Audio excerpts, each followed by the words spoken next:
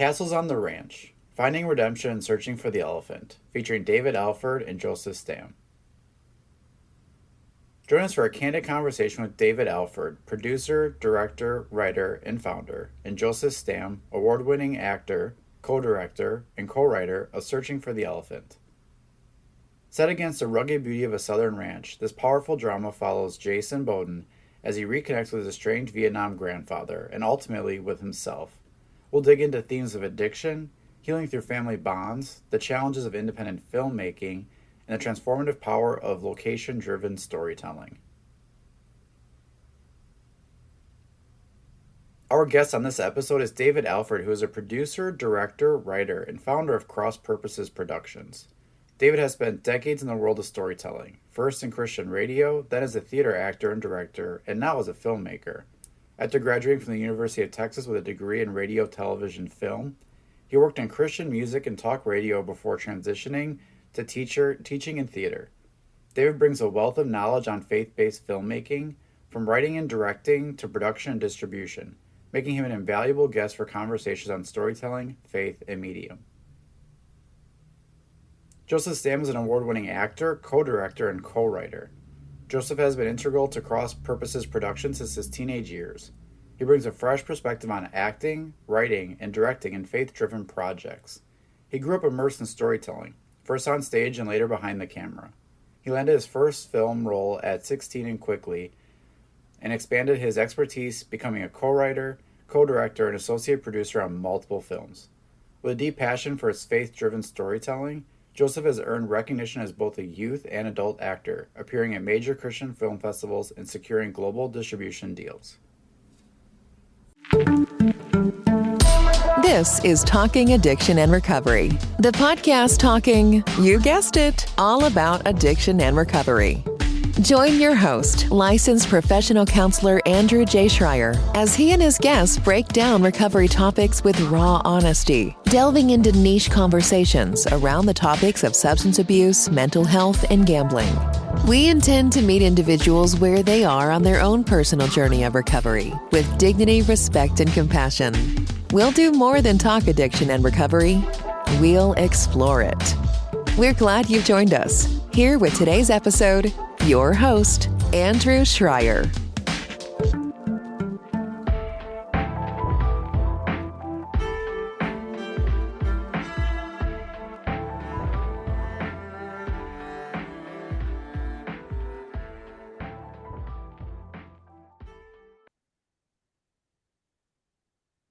Well, I'm honored today by two guests, David Alford and Joseph Stan. Welcome to Talking Addiction Recovery podcast. Thank you. Thanks for having Thanks us. for having us. Yeah, so can both of you just give like a minute or two, just brief background about who you are before we dive into the incredible film that you two were a part of? Yeah. Okay. Sure. Age before beauty. I'll go first. There My name's David Alford. I've been working as a professional actor for about 15 years, and then I worked as an educator before that. Also a homeschool dad of three and a grandfather of three, and I switched to filmmaking about 6 years ago, and been making movies ever since. My name is Joseph Stam. I grew up actually in the same homeschool community as David, and started in theater actually as well, acting in theater, and then I got started in filmmaking with David, and then got interested in writing and directing from there. So one thing has kind of led to another, but always loved storytelling from a very young age. Roped all of my brothers into creating home movies with me. And we still have a few of them today that, will never see the light of day for anyone else beyond our family. Well, but I thought you were just we have it right now. and Show it to you now. run the clip. No, absolutely not. B-roll now. Within my parents' house, they are masterpieces. That's great. Thanks both of you for joining, because this is talking about the film that you're both a part of, which was Searching for the Elephant. And a lot of times on my podcast guests that I have, I meet with a lot of like authors and film is an area that we all most people like love movies, watching film. It's something that brings people together. I'd say over the last few years, we've seen more of storylines of addiction be like main themes Mm, versus I think years ago it used to be like this person struggling with this, but it was never really like a major concept of some films. And then here's mhm, a movie like Searching for the Elephant, and it's about a young man, Jason, who's battling this addiction, which Joseph you play, and I and can't wait to talk to you about that. mhm, So where did the idea to create this film about this storyline, which is not the only part of it, it's a big part of it, but there's family, there's faith, there's forgiveness, all a part of this. Where did this all start for this film? mhm, This film is the fourth that we've worked on together and putting together. And when it comes time to start a new film, you often have a lot of ideas kind of in the fire, and you're kind of just mixing around trying to see which one erupts first. And this one came from just sitting in my office one day. I was writing, and I was actually looking at some articles about castle protection and defense. And it was weird because it was just like different mechanisms that medieval days they would use to defend their castles and protect their walls. And as I was reading this, it started striking me that, people kind of do in an emotional way the same type things that some of these strategies were for protecting castle walls. I think a lot of us build up walls around ourselves, really thick, heavy walls sometimes, in order to keep people away from us. And so my concept of the film was what would happen if two men who had both built up these giant thick walls around themselves were forced to live right next door to each other. What would that create? And so that's the idea for the grandfather and Jason came from. And the idea that this addiction was part of it just seemed like a natural outgrowth of some of the experiences they had had. The grandfather has suffers PTSD from the Vietnam War. The grandson suffers with addiction. Both men had pushed everyone of importance out of their lives and had built up walls around themselves. And so I thought it would be interesting to see those walls kind of peel away like an onion shell, kind of peel it layer by layer, so we could learn about that as we watch it progress. Yeah, the way that you brought that up is incredible because I usually, when I'm in counseling, I talk a lot of people that we're like castles. mm, We build walls, but we got an army. Sometimes mhm. around, we've got the gate is up, and sometimes when we're trying to build connection, how do you do that when you've got your defenses walled up? But at the same time, when you don't have your defenses up, you do risk vulnerability. Like you do risk getting hurt again. And when you talked about that, like Joseph, the way you portrayed it, and also I know the grandfather, uh, Yeah. you both really I can see where those walls were Mm. were up, and when they collided, and there's like a standing your ground on where you were. How was that to portray some of that intensity, but also at some points needing vulnerability? What was that like for you to Yeah. get this Yeah. script to be a part of it? Yeah, especially with Rick McVey, who played my grandfather. I mean, I think building a relationship with him, like on and off screen, was a big part of that, and being able to like really clash and really be vulnerable with each other.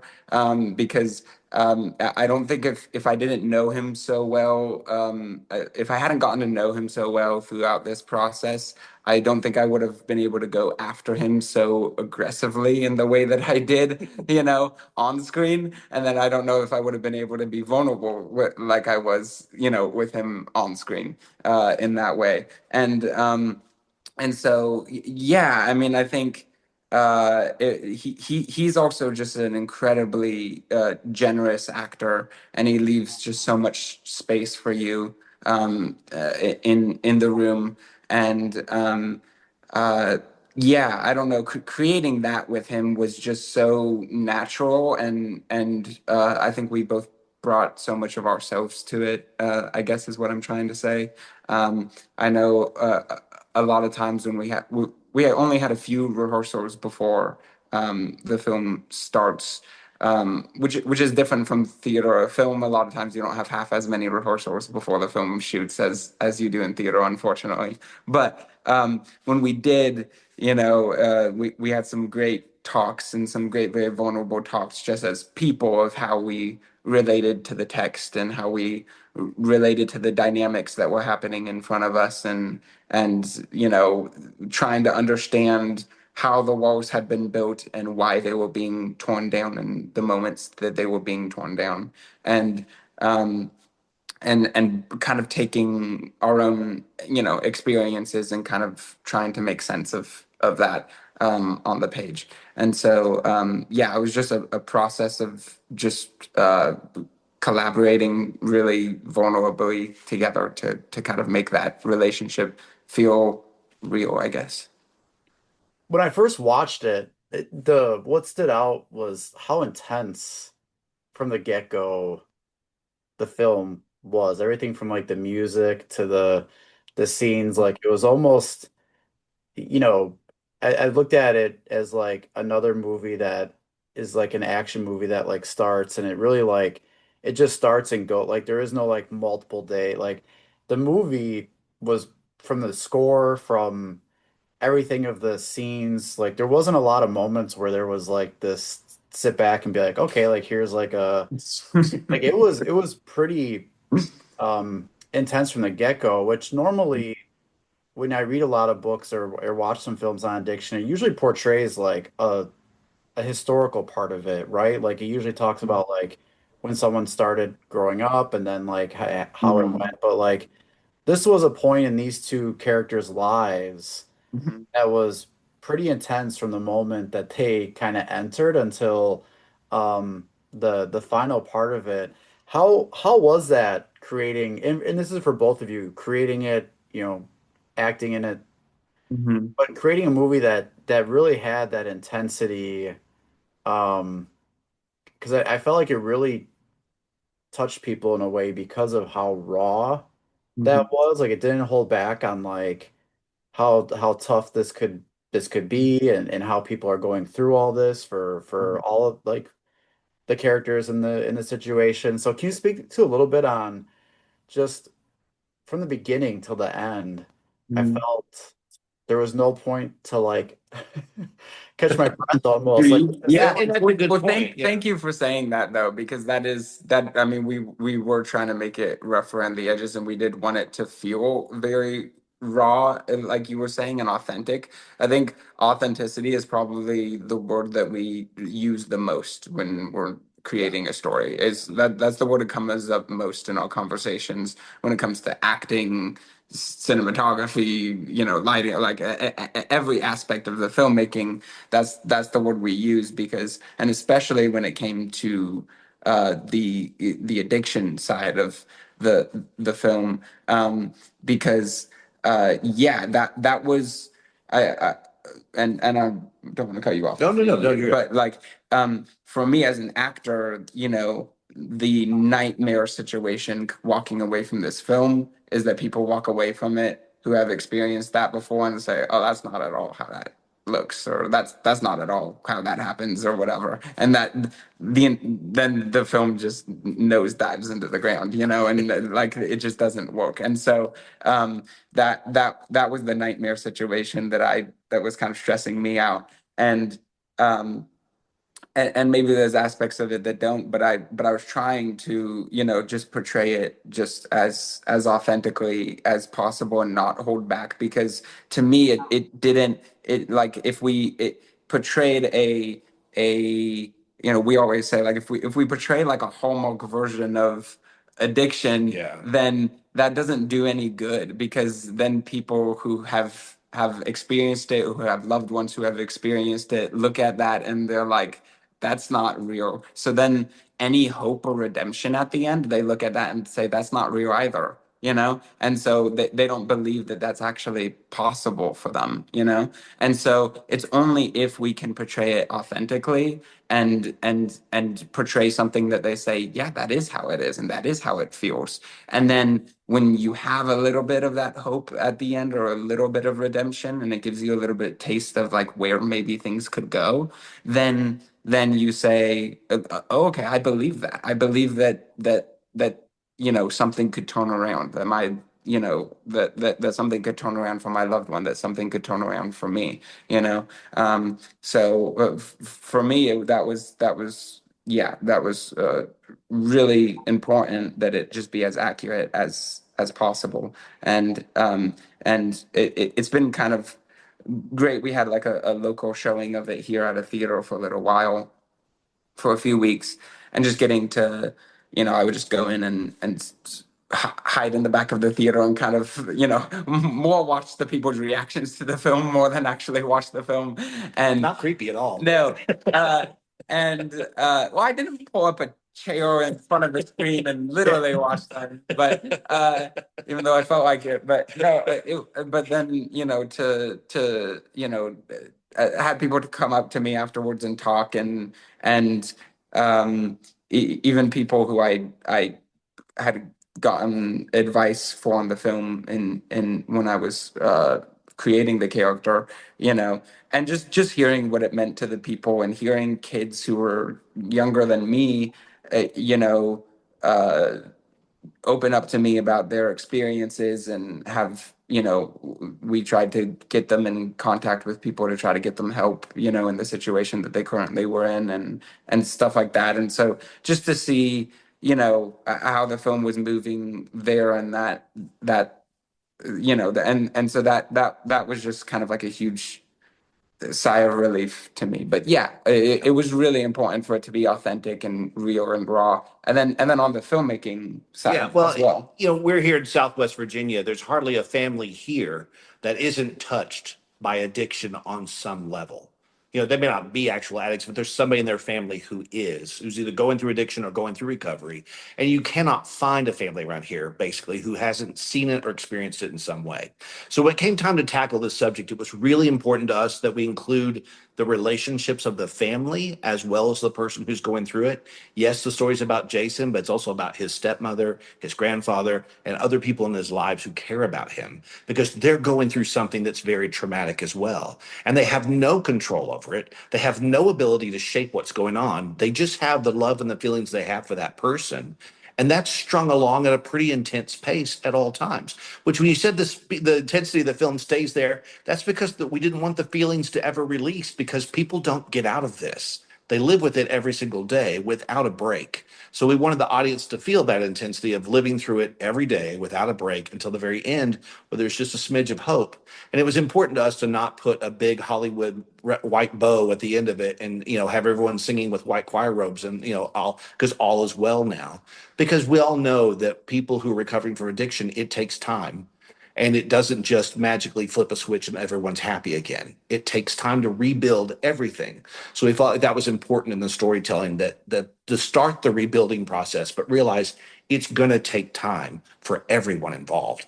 And that kind of authenticity is what we were looking for. I mean, Joseph worked really hard to research his character, because he wanted to make sure that his character had authenticity.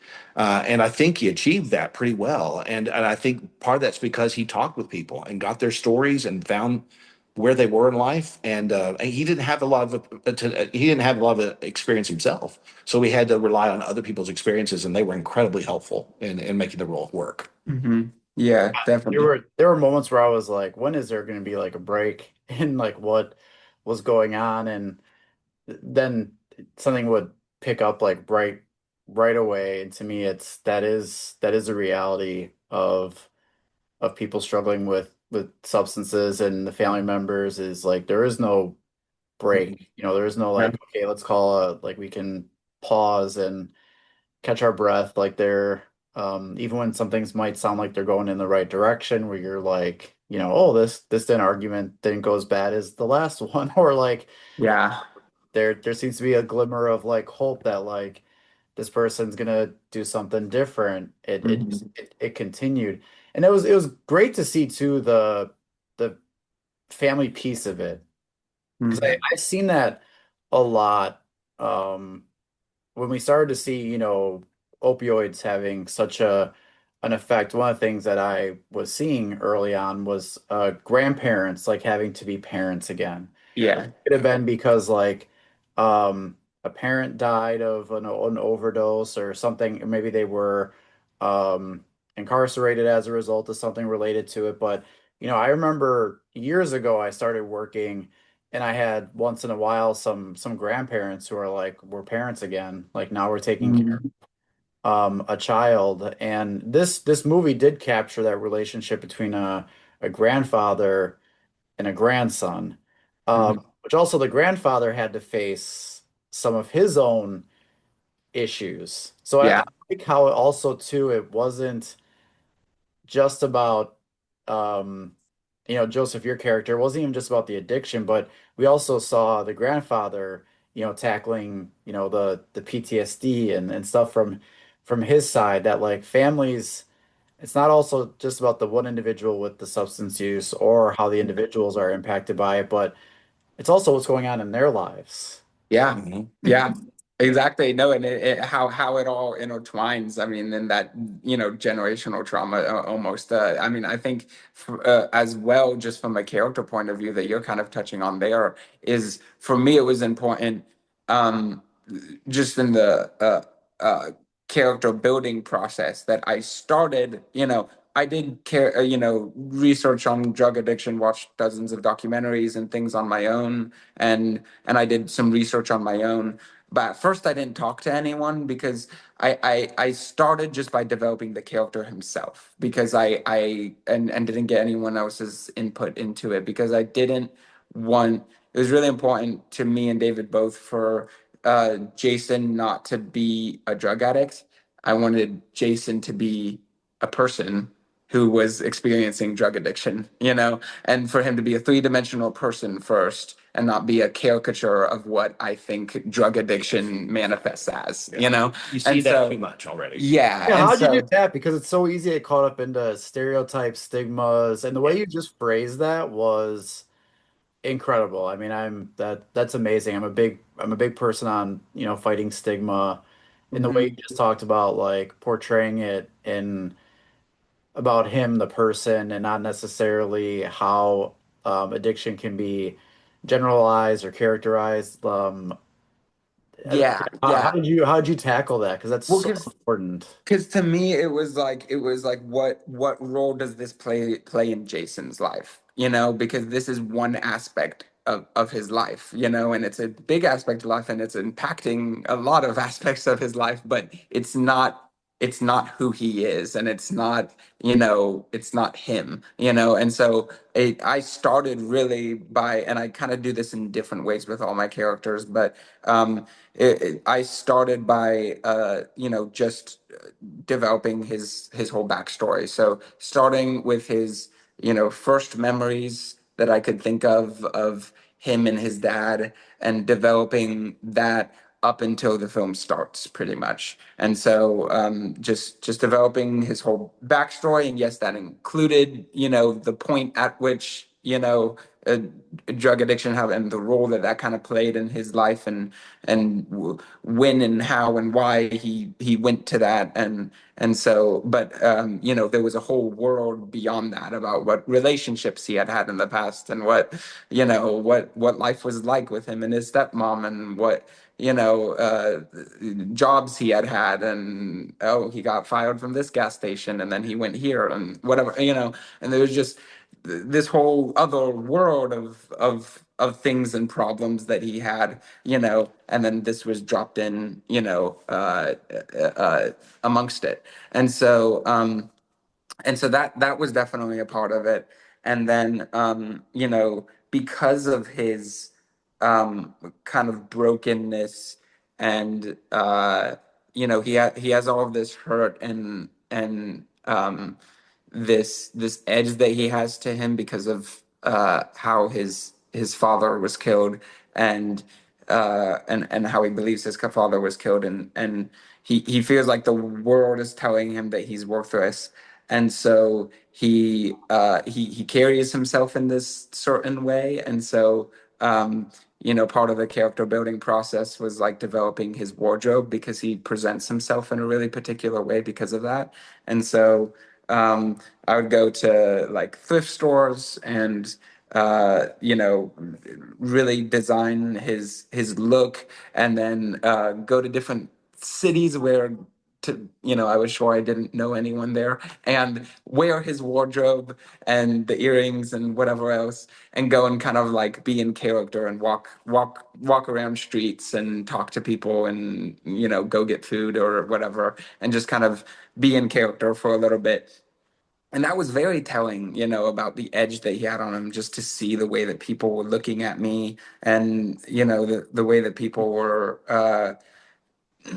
perceiving me, that edge made sense. And, you know, did a lot of work with, yeah, developing his look with the tattoos and everything, that the tattoos kind of came out of that edge in some ways.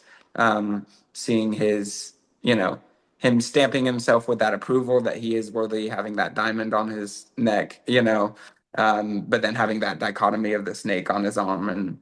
And so yeah, it was a whole process of like developing him as a character and as a person, about what he wants and what his flaws are, and what he's struggling with, and what he loves, and then going and talking to people who were struggling with addiction, who were in recovery or had been in recovery before, and then adding their voices on top of that, and hearing their stories, and layering that on top of the character that I already built. And what was really kind of amazing is that a lot of what they were saying kind of fell in line with everything, all the groundwork that I had kind of already laid out for Jason. Then it all kind of synced up in this really strange way. And so it was really kind of amazing to then kind of hopefully funnel their voices through Jason in some way. Well, it was interesting too with the character, because with Jason, he's such a likable person, but so self-destructive and so self mutilating in many ways. And so he would often set up his own problems and create his own errors. And in the same way, you're simultaneously irritated with him and frustrated with him, but liked him at the same time. And that was a really important part of that character. Well, and we talked about this a lot. So we wanted the audience to kind of feel like one of Jason's family members in some ways, because we went back and forth about what, like, how far to push it sometimes. Yeah. Because I was so convinced that he was so likable. We thought that he was so likable in the script, that I was like, we should really push it. I should really push it and make it really hard to love him, since he's so lovable in the script. Now it's like, twist the knife and make it really hard to love him, in the thing, and kind of put the audience in that position.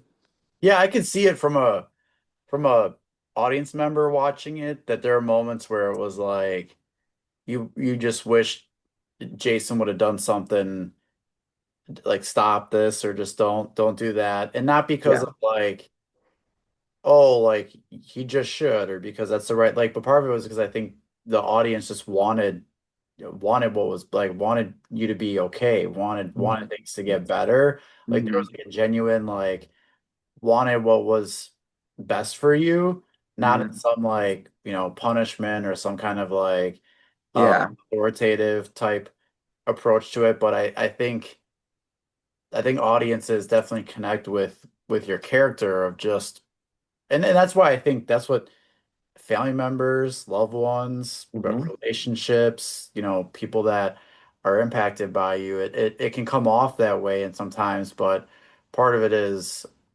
I always look at people think that what they're doing from their perspective is they think what they're doing is the right thing. Mhm. Sure. Like no one sits there thinking what they're, even Jason and everything he was trying to do, you could get the sense that in his mind he was thinking he was trying to do like Oh what he yeah. wanted to do. Oh But yeah. that goes up against the grandfather's, which Mhm. which he thinks what his way is like the right thing to do. Mhm. Yeah. Um, but I get that sense that a lot of audience members will connect to it as almost like I can get a sense of what family members, loved ones experience, because I get a glimpse of it into the film. So that was, I think, portrayed very, very well, and I think that's going to connect with audiences. How was it? I mean, you mentioned before the area that you two are in, where there was, addiction and affected a lot of people. What was there any reservations of, what this movie put out there would then kind of open up, or about how people may respond to it? What was it Well, like going into that? And then what followed after it became released and people started watching it and becoming aware of it? yeah, that's a good question. During the shoot, there were times when we had a cast of about 25, a crew about 25, 30 people on set for most scenes. And there's a scene where Joe plays Jason, who's basically going through a detox type situation where he's desperate for his next fix, and he doesn't get it, and he's really in pain and floundering and kicking on the ground and dirt, and his face is in the dirt. And one of our crew members had to step aside, and he asked if he could leave the set, and he was kind of an essential person. I was like, well, is this important? He's like, I have to go.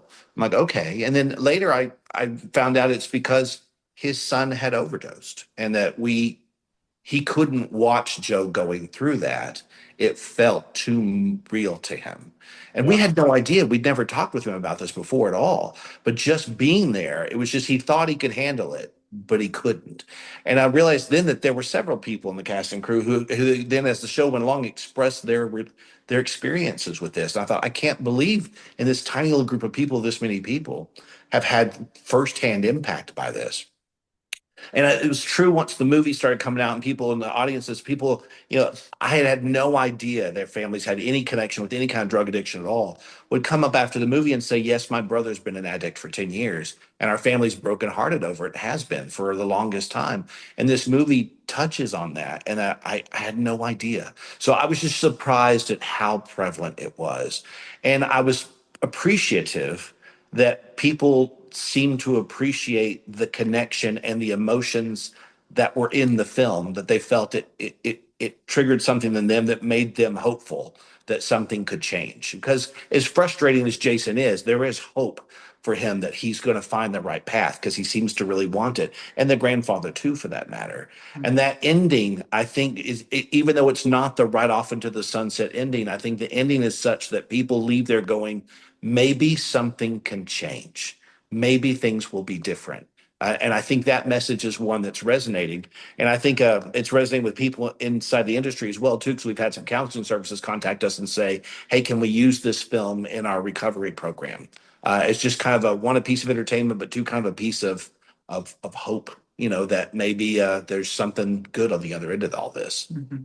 That's incredible too, because that when you earlier talked about like pushing the boundary of the authenticity and not trying to make it like a Hallmark type, like the movie, doesn't just, right off to the sunset. We're like, yeah, like now everything's great. Everything's going to be amazing. But it does, I think what audience members connecting with is, this isn't a let's watch this and now we get all the answers. Now we know what to do. Now we know how to solve this or fix this. I think they get connection out of it. I think they Mhm. get a sense that they're not the only ones dealing with it. I think they get a sense that like things are hard, but it doesn't mean that's all that it is.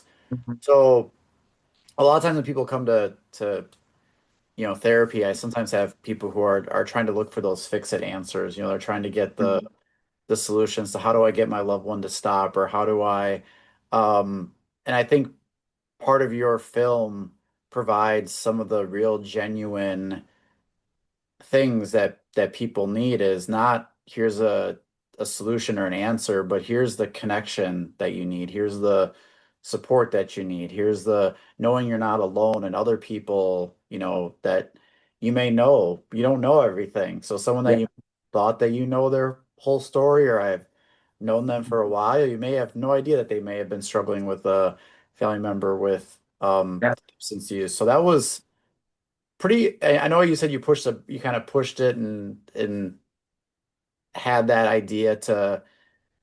I think that was a good decision to do that. I Thank think. you. Yeah, I think like for me, obviously, I was nervous going into it. Just that it that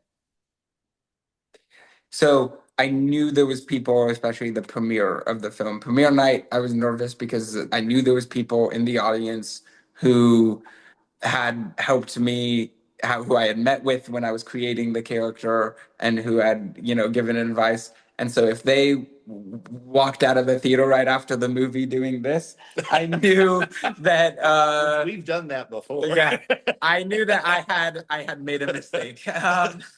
I've definitely never done that at premieres before, and that would be bad. And so and thankfully they didn't, and so it was just a huge sigh of relief when they came up to me, just had a very sweet moment, just with tears in their eyes, just telling me, that they felt like it was very, very truthful, and shared with me, some very sweet words that, not all that I'll pass along here, but it was really nice. And so I think that then just seeing, the film move from here, and I guess, like, I I don't know.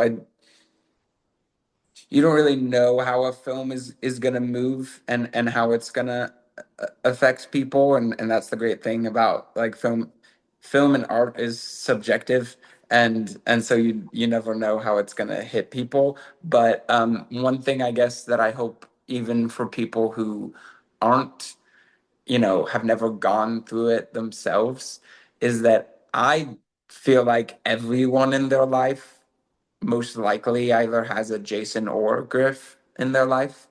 And um, I'm those relationships can be strained a lot of times. And so I'm film is a great tool that it causes you to it forces you to be really up close for 2 hours with people in an entertaining way. But they might be people who you never really want to hang out with for 2 hours in your real life, but you're kind of forced to for 2 hours.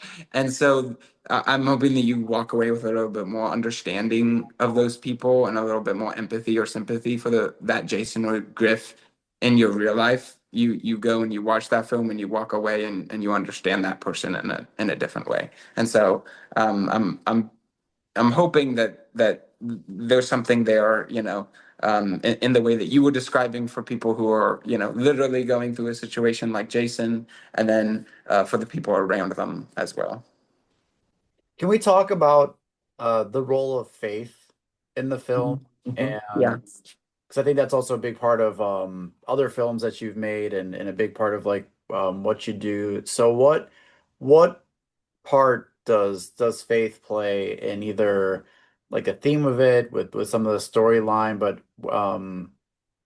yeah, can you speak more about the impact that has, and part of what it is in this film?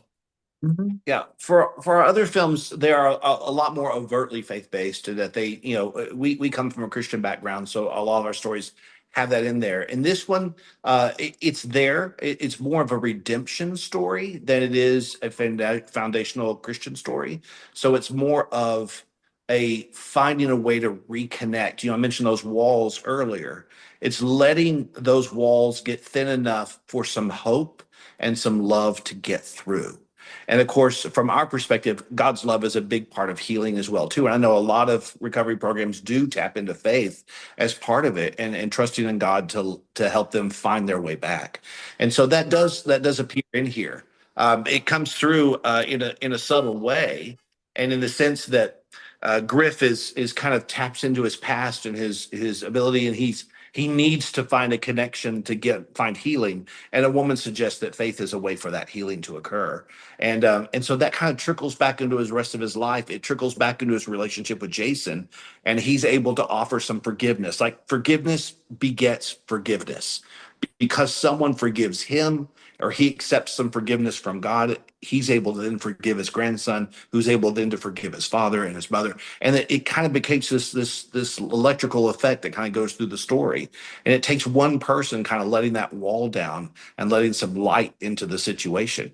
And so that's about as far as we get into faith in this particular film. But it felt like it was enough We didn't want there to be this magical God switch where like God shoots a lightning bolt from his finger and all is well, because we wanted to kind of work in the way that God works in the real world. That's sometimes slowly and methodically and through bits and pieces, step by step. And that's often how people are with faith are brought through recovery. So we wanted to mimic that in the film and not suggest that there's some instant, spontaneous spiritual change that will change everything in your life. There is something to like that, but it's not. We didn't want to portray it as an insta fix because that didn't seem genuine or fair to people who've been in that situation. Yeah, however, Griff's faith has changed. I'm not sure, when it comes to faith overall, but I think what we do talk about in the film, to me at least, is more forgiveness, and I think that to me is really the core of it there of and forgiveness being extended to him. He forgives himself, and he's able to forgive, Jason, who is able to forgive himself, who is able to, and yeah, you do start to see that parallel line in that chain, and so it's a little bit more focused in this way, but yeah, I mean, I think for us, I mean, I think um our individual faiths are a big part of us, and so when you're telling a personal story, your faith is going to make its way into the film you're telling, and then especially in a redemption story and something like you were saying as intense as this, it's going to make its way in there. Did you get any response or feedback from people or from any places about the faith part of it? Because I've always I've known that one thing I tell people is, when someone's struggling with substance use or mental health, or a family member has someone struggling with like substance use or mental health, sometimes one of the people that they go to is their church, is their faith. They may talk to a pastor, they may talk to someone else who goes to service with them, and that's one of the ways people reach out. But also, it doesn't mean every place knows how to handle that Mhm. topic. It's tough, right? I was at a conference um April that actually had different faith leaders talk about how they weren't the best at handling talks about addiction, and Mhm. there was some programs on how like they got educated so that when someone comes to them and talks to them about it, they know how to have that. And I kind of see like your film could be something of that, where people can learn a lot more about it and understand what's going on, so that if they are approached by someone, whether it's themselves or a family member who's struggling with addiction or struggling with some of these issues that are in the film, that they might know how to better have a conversation. They may have a better understanding of the issue instead of Yeah. the stigmatizing or the generalizing things that we see. So curious, if has there been any feedback? And I know a lot of your other works were more, like you said, prominent with the faith pieces. This one was more focusing on like redemption, forgiveness, and it wasn't necessarily the the way you've done it before. So curious, any feedback on that? Well, I will say that people have said that's their favorite scene. Oh, the scene where the woman talks to him. Yeah, Yeah. I mean that like most podcasts that we've been doing and everything, they're like, like, oh yeah, great writing, great acting and everything, but who's that woman who plays, like people like love that scene, and she does a fantastic job. Paris Bradstreet, she does an awesome job. So I will throw that out there that as a scene, like people do love it. Yeah, People seem to respond to it a lot. well, it's not what you expect. You expect this sweet little woman to, tell them about God and love and Jesus, and it's the sweetest thing. And she's like, no nonsense. She's like in his face, dude, wake up. She's just really in there. And I don't suggest that for everyone that worked in that particular scene. But, when it comes to, ministers and pastors and stuff, I can totally understand them feeling completely out of their depth. If it's not part of their life, it's not part of their culture and environment, at least not a spoken out loud part that anyone talks about or hears about. So I can understand how someone like a Jason sitting down in their office and saying, here I am, this is what I do, help me. that can be really intimidating.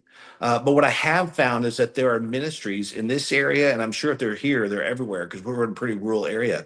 There are ministries that have homes where people can come and they can detox and they can get help and they can live in a lifestyle and they can be encouraged by other people in their same situation.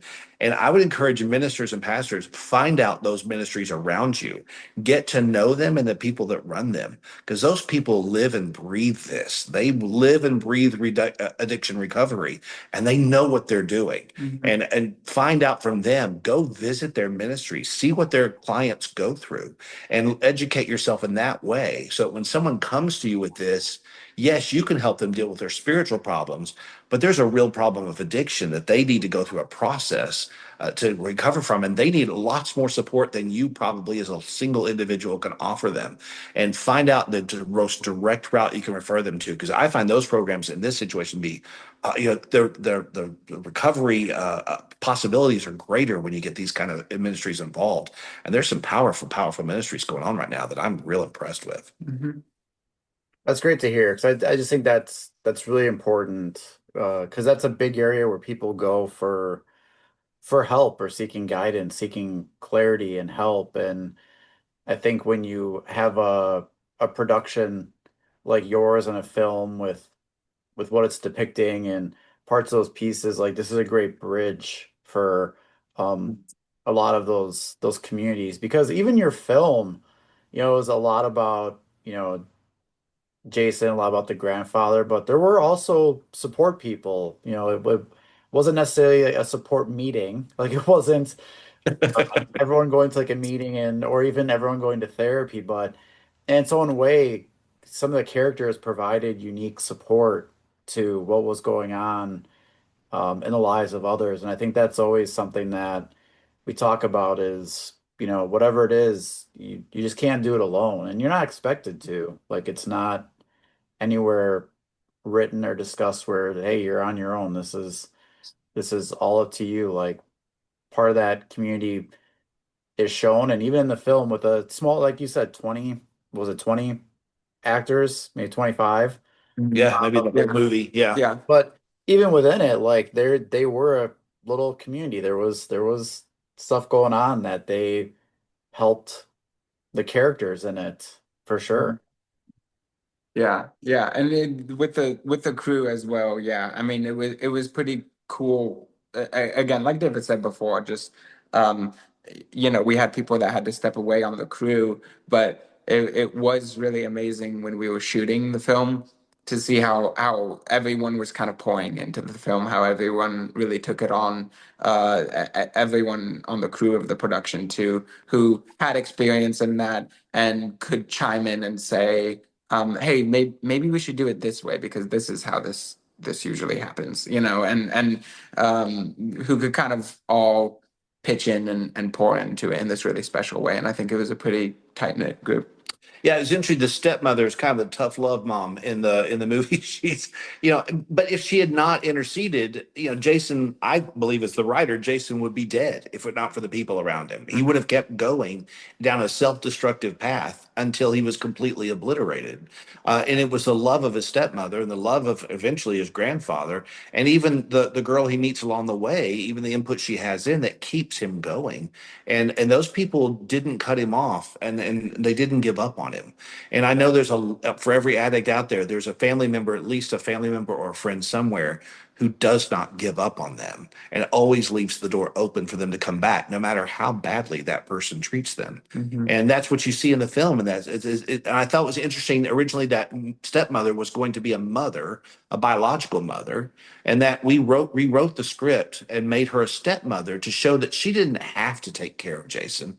She wasn't obligated to be his mother. She chose to be.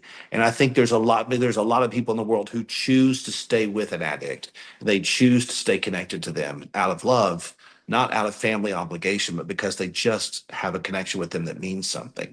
And I think for people who are addicts, they see that character and go, yes, my so and so is that anchor too. And that person's there for me, not because they have to be, but because they genuinely love me. And that's kept me alive. And I think that's important to acknowledge those people in the film as well, too. You two have worked on other projects before.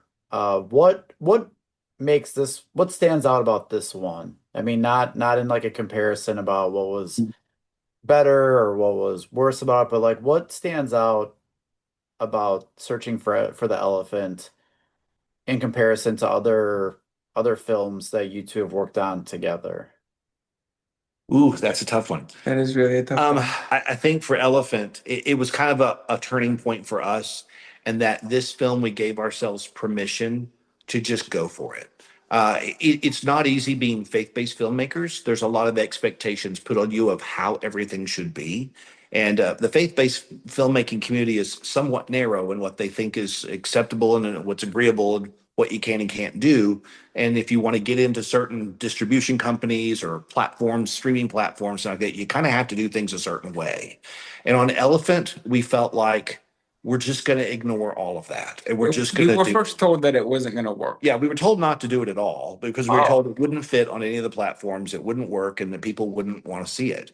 And so, in the certain channel of viewers. And so we said, well, never mind. We tried to do another movie, Yeah. and we started writing it. We're like, no, we came back to Elephant Script and said, this is the movie we wanted to make. And so we said, well, if we're going to make it, and we're going to make it the way you think it needs to be made, we're just not going to worry what anyone tells us or what we think. So we gave ourselves total creative freedom to just go for it.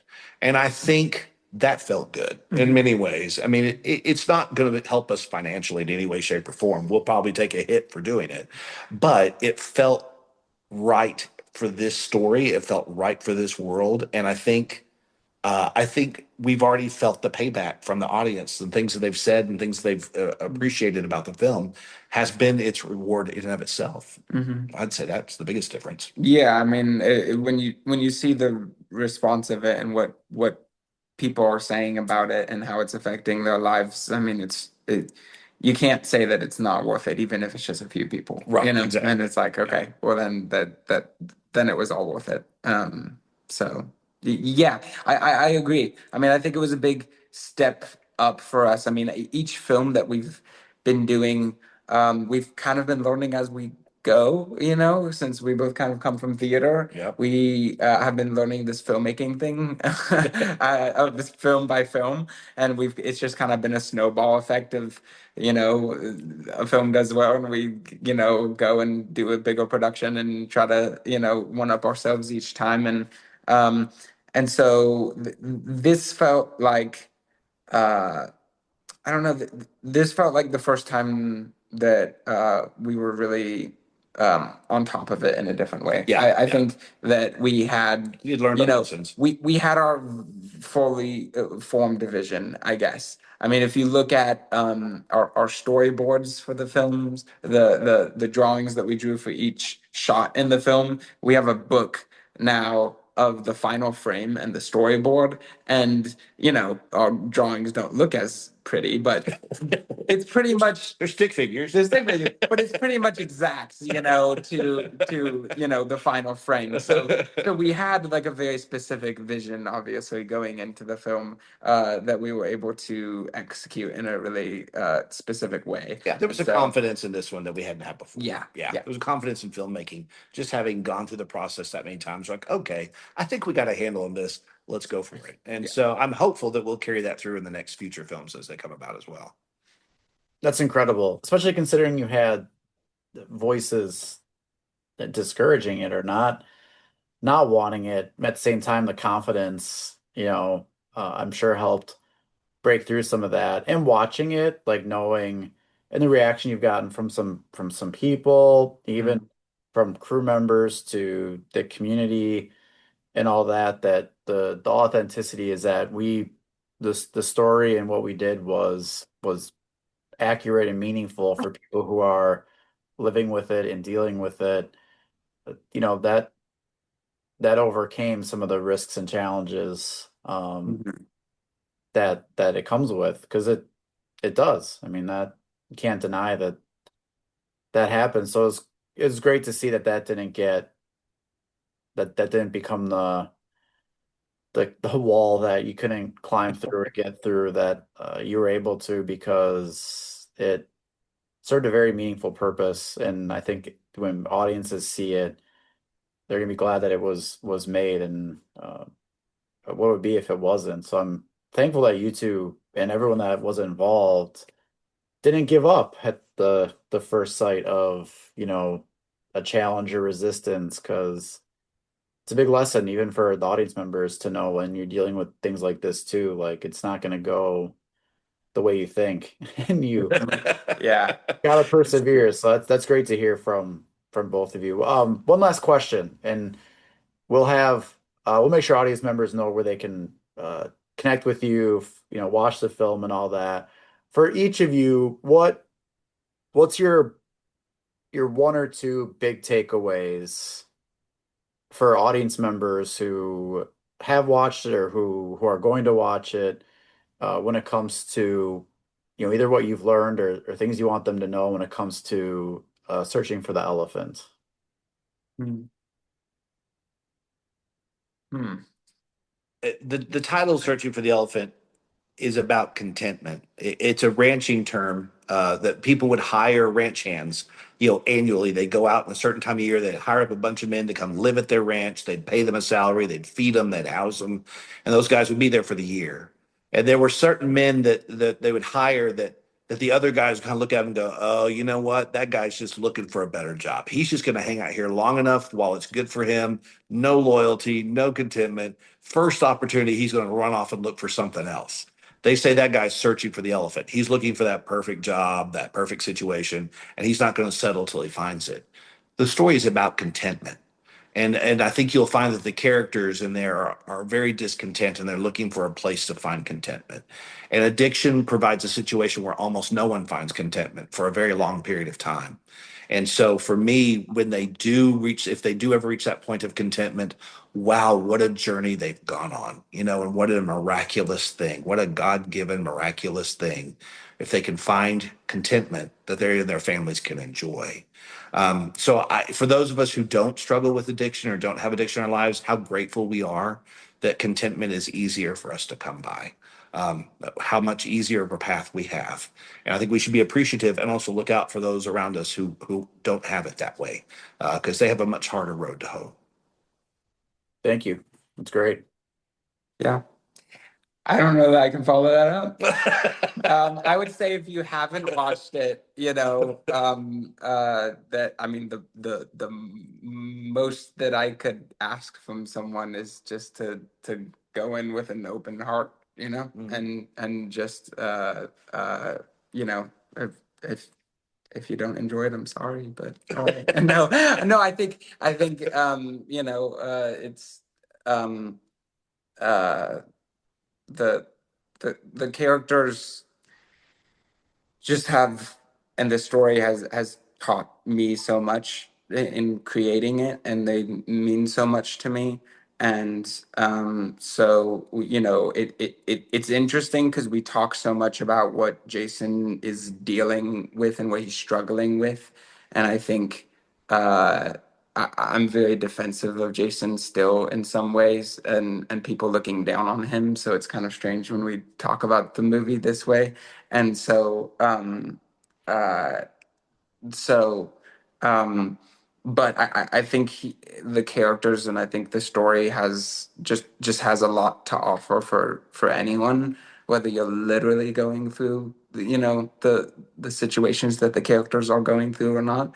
So I guess if you haven't watched it, I just would ask just go in with an open heart, and because as much as you can watch and pity the characters for what they're struggling through, I think there's a lot to learn and admire as well. So that's that's what I got.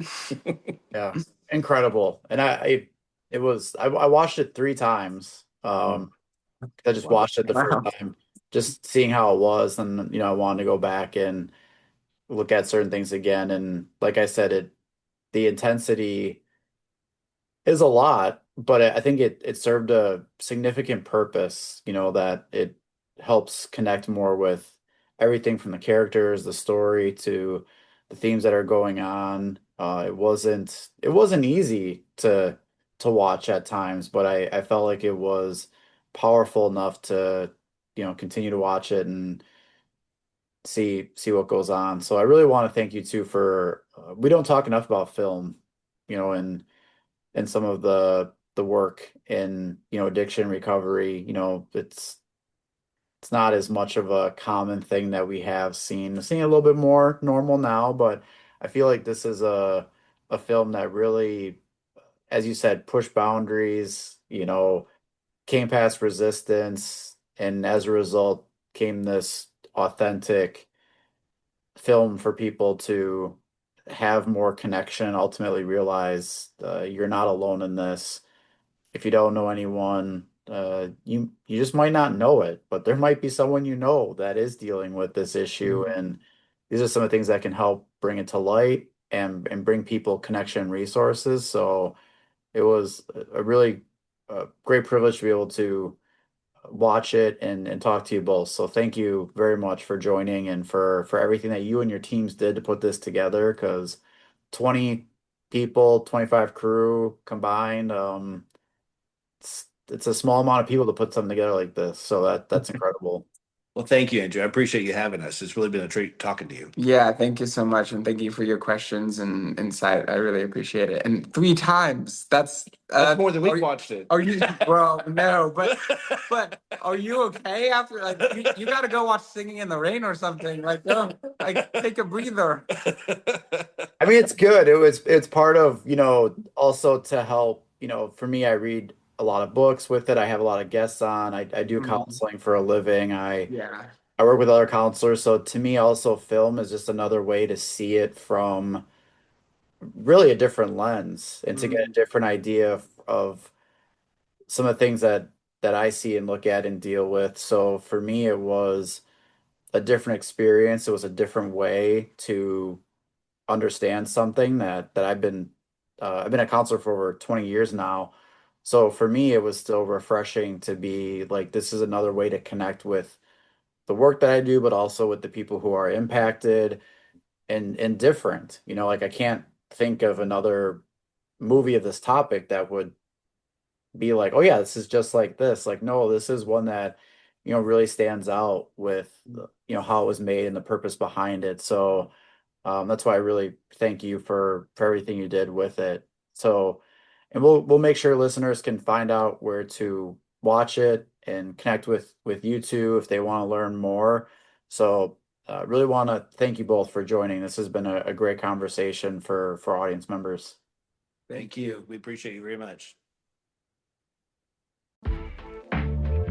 You've been listening to Talking Addiction and Recovery with Andrew J. Schreier. We're so glad you've joined us and invite you to connect further with the show and these topics at www.andrewjschreier.com. That's Andrew J. SCHREIER.com. You can also email us directly at talkingaddictionandrecovery@gmail.com and connect on social media, Instagram at Talking Addiction and Recovery, Facebook Talking Addiction and Recovery Podcast, and Twitter at TalkAR_podcast. To stay connected and never miss an episode, be sure to like, rate, and subscribe. Until next time, friends, let's keep talking addiction and recovery.